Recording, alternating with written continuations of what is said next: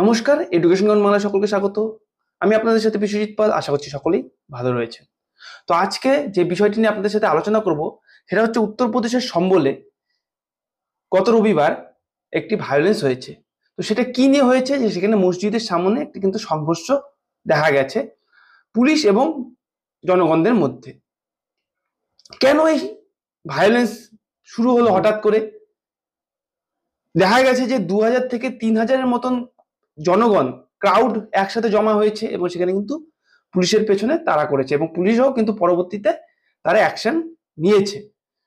কিন্তু এখন এটা হচ্ছে প্রশ্ন থেকে যাচ্ছে যে কি কারণে হঠাৎ এরকম ইনসিডেন্ট ঘটতে দেখা গেল, এবং সেখানে দেখা গেছে যে তিনজন তিনজন প্রাণ হারিয়েছেন এবং সেখানে অভিযোগ করা হচ্ছে যে এই তিনজনের মধ্যে তিনজনকেই কিন্তু পুলিশের গুলিতে হত্যা করা হয়েছে। কিন্তু পরবর্তীতে যদিও পোস্টমর্টম রিপোর্ট অর্থাৎ ময়নাতদন্তের রিপোর্টে অন্য কথাই উঠে এসেছে। সেটা কি উঠে এসেছে অবশ্যই সেটা নিয়েও আলোচনা করে, একটা সেন্সিটিভ বিষয়। আমি যতটুকু আলোচনা করব অবশ্যই সেটা তথ্যের ভিত্তিতে 3-4টি নিউজ কাটের মাধ্যমে আপনাদেরকে দেখানোর চেষ্টা করব আসলে কি ঘটেছিল। ঠিক আছে, একটি তথ্যের মাধ্যমে একটি নিউজ কাটের মাধ্যমে বললে পরে হয়তো আপনারা হয়তো ভাববেন যে কোনো বাসড নিউজ পেপারের থেকে নিয়ে এসে সেটাকে আপনাদের সামনে প্রেজেন্ট করছি। সেটা নয়, 3-4টে নিউজ পেপার কাট থেকে নিয়ে এসে আপনাদের সামনে কিন্তু সেটাকে প্রেজেন্ট করা হচ্ছে এবং উপযুক্ত যেটা নিউজে কভার করা হয়েছে সেটা নিয়ে আমি বলার চেষ্টা করব। ঠিক আছে, আমার নিজের কোনো এখানে বক্তব্য থাকবে না। তো এখানে দেখো কি বলেছে, উত্তরপ্রদেশের মসজিদে সমীক্ষা সংঘর্ষে উত্তাল সম্ভল এবং সেখানে 3জনের মৃত্যুরও অভিযোগ হয়েছে। এই 3জন, কোথাও আবার কিন্তু 4জনও বলা হচ্ছে। এতে বিক্ষোভকারীরা লক্ষ্য করে কিন্তু ইট পাথর ছুঁড়েছিল এবং তার পরবর্তীতে কিন্তু পুলিশরা অ্যাকশন নিয়েছে এবং সেখানে কিন্তু 3টি যুবকের মৃত্যুর খবরও এসেছে। এবং তবে সেটা পরবর্তীতে ময়নাতদন্তের মাধ্যমে সত্যতা উঠে এসেছে যে কি হয়েছে। দেখুন, এখানে টাইমস অফ ইন্ডিয়াতে বলছে যে 2000 থেকে 3000 পিপল, মানে 2000 থেকে 3000 জন লোক একসাথে জমায়েত হয়ে সেখানে কিন্তু থ্রো করছিল, স্টোন পাথর ছুঁড়ছিল এবং আশপাশের যে বাড়ি ছিল সেখানে ছাদের থেকেও পাথর ছোড়া হয়েছিল। সেখানে মহিলারাও যুক্ত ছিলেন কিছু, এবং পরবর্তীতে দেখা গেছে যে কিছু জনগণ, বলা হচ্ছে যে তারা আশপাশের যে ঘর রুম ছিল সেই ঘর আশপাশের যে বাড়িগুলো ছিল সেখান থেকেও কিন্তু তারা পরবর্তীতে গুলি পর্যন্ত করেছে এবং সেখানে কিন্তু অনেক পুলিশও আহত হয়েছে বলা হচ্ছে। তো বাইরেলি নিউজ পেপারে বলা হচ্ছে 3জন ব্যক্তি যাদের মৃত্যু হয়েছে, যাদের মধ্যে 20 জন পুলিশ পার্সোনাল যারা ইনজোর্ড হয়েছে, আর injured when a court mandate survey at the Mughal era জামা মসজিদ in Sambal spilled into violence clashes on Sunday morning। তো রবিবার সকালবেলা কোর্টের নির্দেশে কিন্তু এই সার্ভেটা হচ্ছিল। ঠিক আছে, কোর্ট ম্যান্ডেট করেছিল এবং সেখানে এই সার্ভে হচ্ছিল।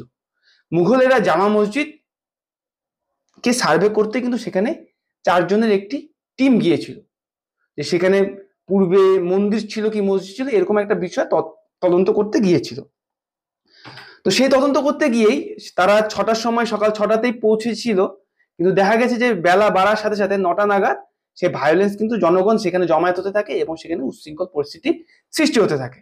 এবং সেখানে দেখো কি বলেছে, স্থানীয় সূত্রে খবর যে রবিবার উত্তরপ্রদেশের সম্বল এলাকায় নতুন করে শাহী জামা মসজিদের সমীক্ষার কাজ শুরু করা হয়েছিল এবং এদিন সকাল 6টা নাগাদ এলাকায় পৌঁছেছেন সমীক্ষক দলের সদস্যরা। এবং সেই দলে কারা কারা ছিলেন এটা জেনে নিন। দেখো, জেলা শাসক রাজেন্দ্র পানসিয়া ছিলেন সেখানকার যে ডিস্ট্রিক্ট ম্যাজিস্ট্রেট, ডিএম বলা হয় যাকে তিনি ছিলেন। পুলিশ সুপার কৃষ্ণা বিষ্ণয় ছিলেন। মহকুমা শাসক এসডিও যাকে বলা হয় বন্দনা মিশ্রা তিনি ছিলেন। সার্কেল অফিসার অনুজ চৌধুরী এবং তহসিলদার রবি সোনকার। তো এই 5জন কিন্তু সেখানে এই তদন্তের দলে, মানে যে সমীক্ষা দল গঠন করা হয়েছিল সেই দলে এই 5জন ছিলেন এবং তারা পুলিশ পার্সোনাল অবশ্যই নিয়ে গিয়েছিলেন, যেহেতু এটা সিকিউরিটি সেন্সিটিভ ব্যাপার ছিল।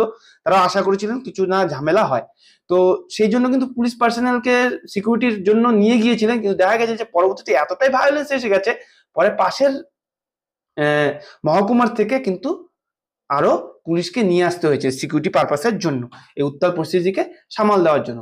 তো এখানে বলেছে দেখো, সমীক্ষা চলাকালীন যাতে কোনো অশান্তি না ছড়ায় তার নিশ্চিত করতে পুলিশের বিরাট বাহিনী এখানে নিয়ে যায় এবং র্যাপিড অ্যাকশন ফোর্সের সদস্যদেরও আগে থেকে এলাকায় মোতায়েন করা হয়েছিল। তবে সন্দেহ করা হয়েছিল যে সেখানে এরকম উত্তাল পরিস্থিতি সৃষ্টি হতে পারে আগের থেকে, সেখানে কিন্তু একটা ব্যবস্থা নেওয়া হয়েছিল আগে থেকে। কিন্তু তা সত্ত্বেও সমীক্ষকরা এলাকায় পৌঁছতেই পরিবেশ কিন্তু অশান্ত হতে শুরু করে। পুলিশের একটি সূত্রের তরফে দাবি করা হয়েছে মুহূর্তেই সংঘর্ষ ছড়িয়ে পড়েছিল এবং উন্মত্ত এবং মারমুখী জনতার একাংশ পুলিশকে লক্ষ্য করে পাথর ছুটতে শুরু করেছিল। এমনকি সেই সময় হামলাকারীদের কেউ কেউ গুলিও চালায় বলে অভিযোগ। যারা ইট পাথর ছুটছিল তাদের মাঝখান থেকে কিছু হামলাকারী তারা গুলি পর্যন্ত ছুড়েছিল, এমনটাই বলা হচ্ছে। এবং এটাই কিন্তু পরবর্তীতে একটা যে ময়নাতদন্ত হয়েছিল সেখানে কিন্তু একটা জিনিস উঠে আসবে, সেটা দেখিয়ে বলছি। পুলিশের দাবি যে হামলাকারীদের রুখতেই পাল্টা কিন্তু অভিযানে নামতে হয় তাদেরকে। তারা পুলিশরা প্রথমে কোনো স্টেপ নেয়নি, কোনো অ্যাগ্রেসিভ মুভমেন্ট করেনি পুলিশরা, এখানে নিউজে এটাই বলা হচ্ছে। তো সেখানে পুলিশরা তখনই অ্যাক্টিভ মুভমেন্ট নিয়েছিল, অ্যাক্টিভ স্টেপ নিয়েছিল যখন দেখেছে যে পুলিশের উপর অ্যাটাক হচ্ছে অনর্গল এবং পুলিশরাও আহত হচ্ছে। তো সেখানে পুলিশরা তাদের নিজেদের আত্মরক্ষার্থে এবং যেই 5 জনের দল গিয়েছিল তাদেরকেও বাঁচাতে হতো। তো সেই উদ্দেশ্যে কিন্তু তারাও তখন পরবর্তীতে পদক্ষেপ নিতে শুরু করে। তো পুলিশের বিরুদ্ধে জনতাকে লাঠিপেটা করার অভিযোগ ওঠে, অবশ্যই লাঠিচার্জ করেছিল এবং টিয়ার গ্যাস ছুড়েছিল। অন্যদিকে পুলিশের দাবি ক্ষুব্ধ জনতা একের পর এক গাড়িতে আগুন লাগাতে শুরু করে। তো এবং উত্তেজিত জনতা কিন্তু চুপ বসেছিল না, তারা কিন্তু একের পর এক গাড়িতে আগুন লাগাচ্ছিল, পুলিশের গাড়িতে আগুন লাগাচ্ছিল এবং পুলিশের উপর অ্যাটাক করছিল। তো সেখানে পুলিশ তাদের রিয়াকশন দিয়েছিল বলতে গেলে, যার ফলে একটা সময় পরিস্থিতি হাতের বাইরে চলে যাওয়ার ফলে উপক্রম হয় এবং সেই কারণে পুলিশ কিন্তু স্টেপ নিয়েছিল। এরপর পাশের জেলা থেকে অতিরিক্ত পুলিশ বাহিনী চেয়ে পাঠানো হয় এবং ঘটনাস্থলে পৌঁছে যান মোরাদাবাদ ডিআইজি মুনিরাজ জি। এইভাবে অশান্তির মধ্যে 2 ঘন্টা সময় কেটে যায়, তারপর শুরু হয় সমীক্ষার কাজ। পরবর্তীতে যদিও সমীক্ষার কাজ আবারও শুরু হয়, কিন্তু তখনও দেখা যায় যে কিছু বিক্ষোভকারী জমায়েত করে পুলিশকে লক্ষ্য করে পাথর ছুটতে থাকেন বলে অভিযোগ করা হচ্ছে পুলিশের তরফে। তাতে বেশ কয়েকজন পুলিশ কিন্তু আহত হয়েছিল। আহত এক পুলিশ কর্মী এবং জনতার মধ্যে আহত 2 জনকে হাসপাতালে নিয়ে যাওয়া হয়েছিল এবং পরবর্তীতে আরো পুলিশ বাহিনী ঘটনাস্থলে পৌঁছলে তা ব্যাপকভাবে লাঠিচার্জ শুরু করা হয়।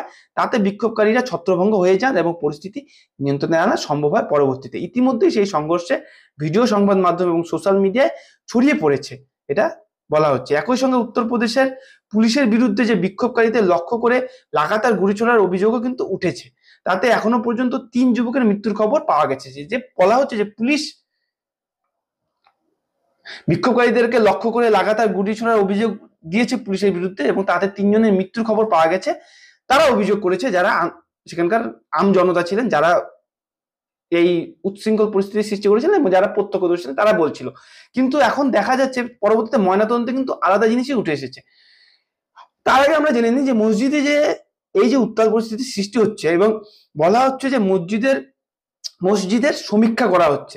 তো কেন এই মসজিদের সমীক্ষার প্রয়োজন পড়েছে হঠাৎ?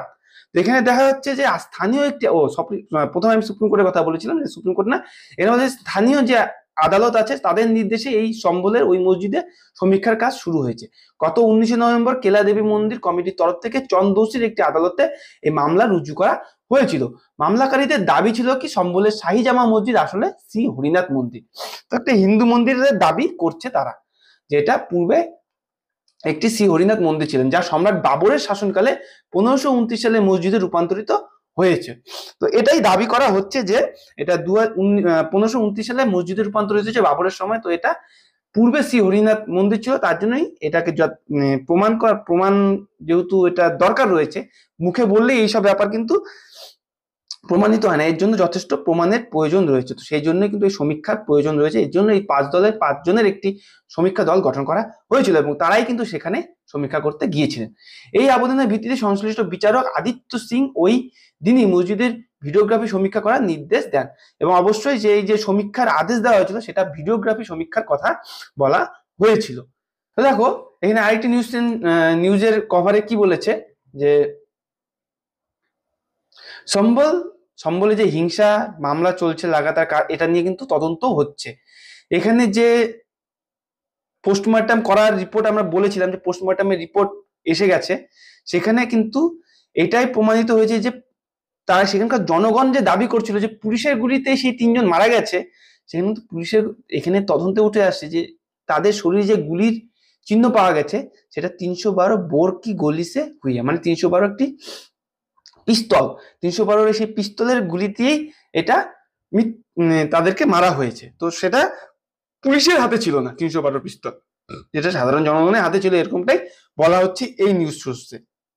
जो সেই চলতি হ্যাঁ। তো সেটা কি সেই উত্তেজিত জনতা যারা আন্দোলন করছিল তাদের তরফ থেকেই চলেছে এখানে বলা হচ্ছে।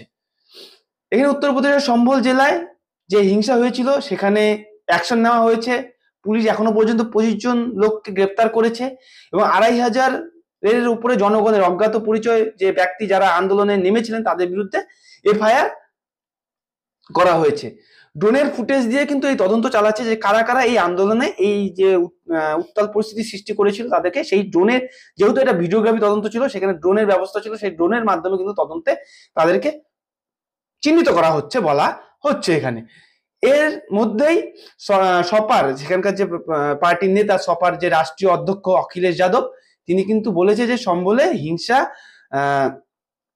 জেনে বুঝেই করা হয়েছে, ঠিক আছে, সেখানকে ইচ্ছাকৃতভাবে এই উত্তেজনা ছড়ানো হয়েছে, বলা হচ্ছে যে এটা পরিকল্পিত, সেখানে কেন পাঠানো হয়েছে এরকম এরকম গেল। ওই सपा के सांसद पर भी एफआईआर दायर किया गया है, মানে সপার সাংসদের উপর, সেখানকার যে সপার সাংসদ আছে সেখানে সপার সাংসদের উপরেও এফআইআর করা হয়েছে। সম্বলে বিধায়কের ছেলের উপরেও এই দঙ্গা ছড়িয়ে দেওয়ার জন্য আরোপ, মানে দোষ পড়েছে। উত্তরপ্রদেশ এর এই সম্বল জেলায় শাহী জামা মসজিদের তদন্তের মানে সমীক্ষার চলাকালীন সময়ে যে হিংসা এখনো পর্যন্ত চলেছে সেখানে 4 জন লোক মারা গেছেন। আমি বললাম যে কোথাও 4 জন বলছে, কোথাও 3 জন বলছে, ঠিক আছে, তো 4 জন লোক মারা গেছে। 3 জনের মৃত্যু রবিবারই হয়ে গেছে, যাদের মধ্যে একজনের মৃত্যু পরের দিন সকালবেলা হয়েছে এবং রাত্রিবেলা পোস্টমর্টেমের করার পর তাদের অন্তিম সংস্কার করা হয়েছে, অর্থাৎ তাদের যে দাহ কাজ, সংস্কার কাজ করা হয়েছে। হিংসার ক্ষেত্রে 25 জনের বিরুদ্ধে এফআইআর করে তাদেরকে তো পুলিশ তাদের হেফাজতে নিয়ে নিয়েছে এবং বাকিদের বিরুদ্ধে তদন্ত চলছে। দেখুন, এটা কিন্তু বলা হচ্ছে। তো দেখো, পোস্টমর্টমের পরে কিন্তু আলাদা জিনিসই উঠে আসলো, যে জনগণরা বলছিল যে সেই যে ব্যক্তি যা 3 জন বা 4 জন মারা গেছে, বলা হচ্ছিল যে পুলিশের গুলিতে মারা গেছে, সেখানে বলা হচ্ছে যে 2 জনকে তো পার্টিকুলারলি পোস্টমর্টমে তাদেরকে বলা হচ্ছে যে 312 পিস্তলের গুলি দিয়ে মারা গেছে, যেটা উত্তাল জনগণের দল, যে জনগণ ছিল জমায়েত হয়েছিল সেখানকার থেকে যে ছুটে আসা গুলি, সেই গুলিতেই মারা গেছে তারা। উত্তরপ্রদেশের সম্বল জেলায় এই যে উচ্ছৃঙ্খল পরিস্থিতির সৃষ্টি হয়েছিল সেটার তদন্ত চলছে। পুলিশ মহিলা সহ 21 জন লোককে তাদের আওতায় নিয়ে গেছে, কোথাও 25 জন বলা হচ্ছে, কোথাও 21 জন বলা হচ্ছে। তো 24 ঘন্টার মধ্যে এই স্টেপ নেওয়া হয়েছে। সেখানে স্কুল কলেজ সব কিন্তু এখনো পর্যন্ত বন্ধ, ইন্টারনেট পরিষেবা পুরোপুরি বন্ধ রয়েছে 24 ঘন্টার জন্য। তো এই হচ্ছে ব্যবস্থা। এখনো পর্যন্ত সেখানকার সুরক্ষার কে নিশ্চিত করার জন্যই এই ব্যবস্থা কিন্তু নেওয়া হয়েছে, যাতে ভায়োলেন্সকে আরো না ছড়ায়। কারণ ইন্টারনেটের মাধ্যমে হলে পরে কি হবে, আরো বিভিন্ন পোস্ট হবে, উত্তেজিত পোস্ট করবে, কমেন্ট করবে, ফলে কি হবে, আরো কিন্তু পরিস্থিতি আরো খারাপ হতে পারে।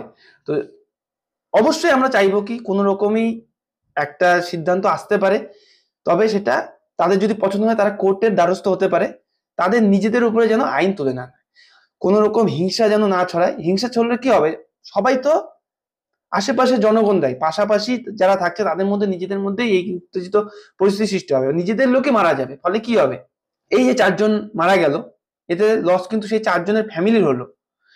তো এই ব্যাপার যে কোথাও কোনো স্টেপ নেওয়ার আগে 100 বার ভেবে নেওয়া উচিত। তো দেখো, এই যে টাইমস অফ ইন্ডিয়াতে এখানেও একই রকম বলেছে যে 9টার সময় এই উত্তেজিত জনতা গ্যাদার করছিল সেই মস্কের সামনে, যেখানে এই ধীরে ধীরে স্লোগান এবং পাথর ছোড়া চালু হয়েছিল পুলিশ পার্সোনালদের উপর, এবং পুলিশ রেসপন্ড করেছে পরবর্তীতে টিয়ার গ্লাস এবং লাঠিচার্জের মাধ্যমে।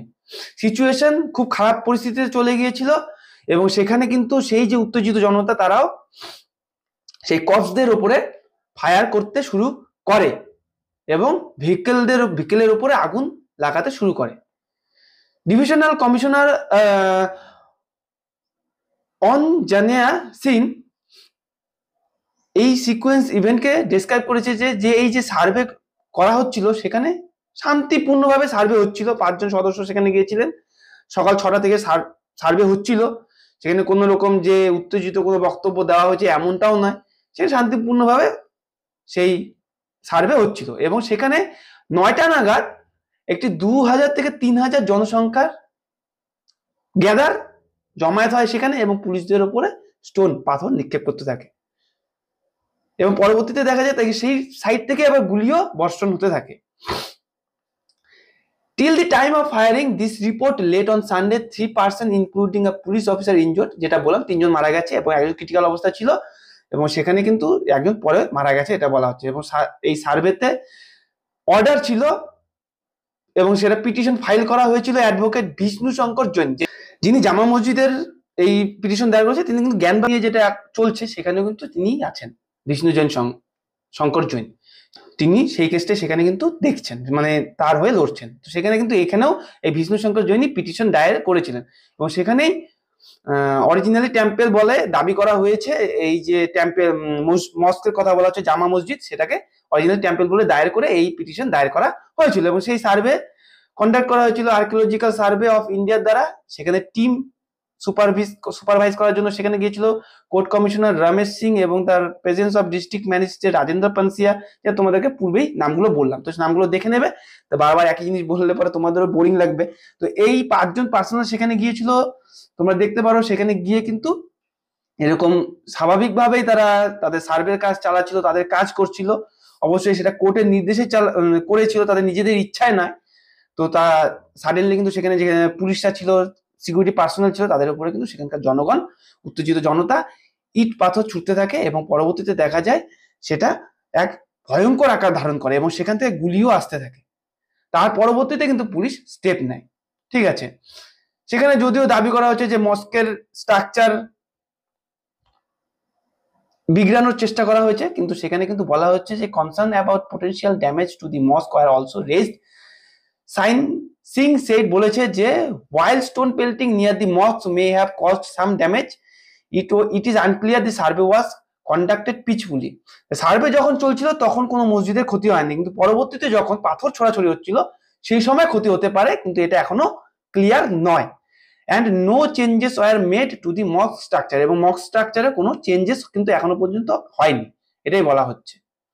ঠিক আছে, তো এরকম অনেক ফেক আর্গুমেন্ট আসতে পারে, ফেক খবর আসতে পারে, কিন্তু যেটা সত্যি সেটাই কিন্তু সবাই জেনে নিয়ে তারপরে কিন্তু কমেন্ট করতে হবে। মস্কের কিন্তু স্ট্রাকচার তারা বদলায়নি, সেটা সেখানে স্টোন নিক্ষেপের কারণে হতে পারে। ঠিক আছে, সেখানে শান্তিপূর্ণভাবেই তারা মস্কে সেই সার্ভে করছিল। তো এই হচ্ছে যারা মারা গেছেন তাদেরকে আইডেন্টিফাই করা হয়েছে। তারা কে ছিলেন? Mohammad Naim, Mohammad Bilal and Mohammad Nauman, all resident of সম্বলেরই রেসিডেন্ট ছিলেন সবাই। এখানে বলা হচ্ছে যে যারা মারা গেছে তাদের মধ্যে একজনের ভাই বলছেন যে my brother was shot dead by circle officer Anish Chaudhary, we saw him aiming at my brother, we demand strict action. Bilal's younger brother said Singh dismiss the claim. এই ক্লেমকে সিং ডিসমিস করেছে।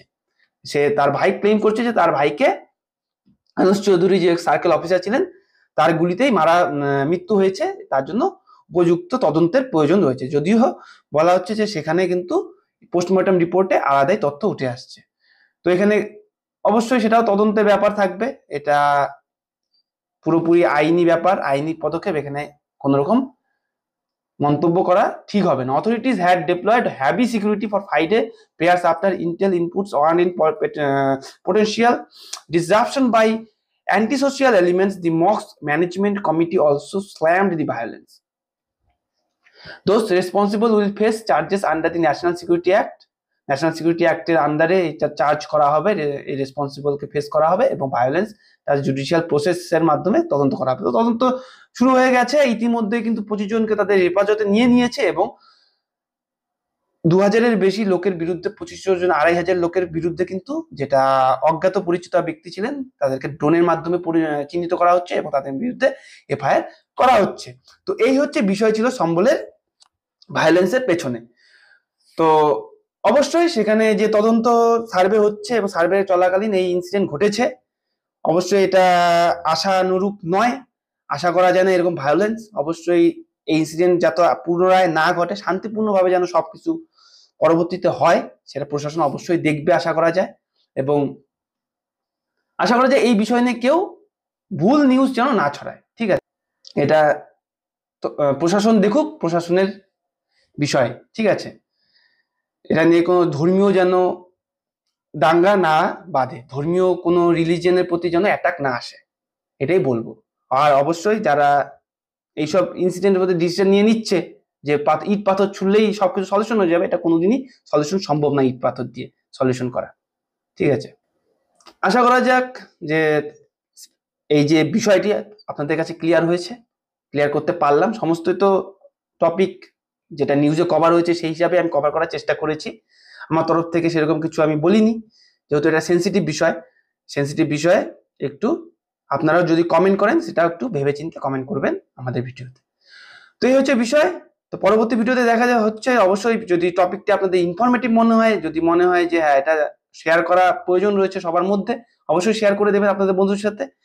আর যারা চ্যানেলে নতুন রয়েছেন চ্যানেলটিকে সাবস্ক্রাইব করে দিয়ে পাশে দেওয়া বেল আইকনে গিয়ে অল নোটিফিকেশনে ক্লিক করে দিন, যাতে পরবর্তী সকল ভিডিও নোটিফিকেশন আপনাদের কাছে সবার আগে পৌঁছে যায়। অবশ্যই ভিডিওটি ভালো লাগলে, ইনফরমেটিভ মনে হলে অবশ্যই একটি লাইক করবেন। একটি লাইক, শেয়ার এবং সাবস্ক্রাইব আমাদেরকে কিন্তু আরো ভালো ভালো ভিডিও বানাতে উৎসাহ যোগাবে। তো আমাদের চ্যানেলে কিন্তু এছাড়াও এডুকেশনাল ভিডিও বানানো হয়, অঙ্ক এবং বিজ্ঞানের ভিডিও আসতে থাকে। তো সেখানে যারা কম্পিটিটিভ এক্সামের প্রিপারেশন নিচ্ছ তারা এসে আমাদের চ্যানেলের সাথে যুক্ত হতে পারো। তো পরবর্তী ভিডিওতে দেখা হচ্ছে। সবাই সুস্থ থাকবেন, ভালো থাকবেন। জয় হিন্দ, জয় ভারত।